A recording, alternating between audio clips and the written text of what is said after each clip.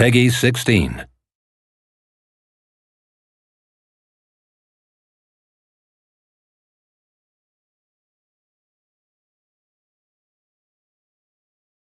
Teamwork is very important in Enslaved. What we didn't want to do is end up with a game that was an escort mission for the entirety of it.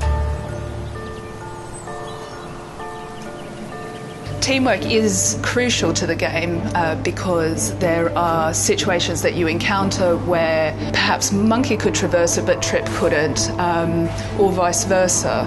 And so you need to work out how to get through the environment without killing Trip, because that'll kill you. So it's very important that the two characters work together to overcome the obstacles. And each of them brings a unique talent or ability to help solve the problems. Monkey is able to pick Trip up and literally throw her up to higher levels where she can then go and access the door or drop something down for Monkey to then climb up. Monkey is very much a fighter. He's more about just attacking and protecting Trip, which is his main mission.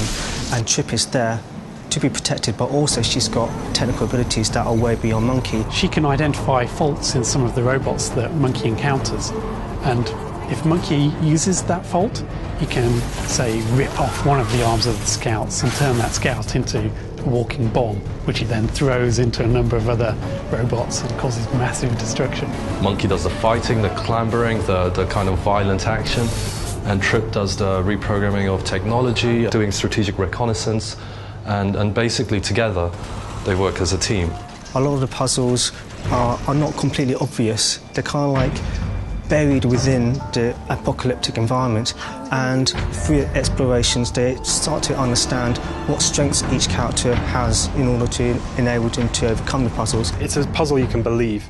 You know, it's not some strange thing. I think that's going to make it a lot more memorable, because you're going to actually go, you know, it's almost, you don't realise it's a puzzle until you're halfway through it and you understand, okay, I've now got to do this, and I've got to do this, and it comes together.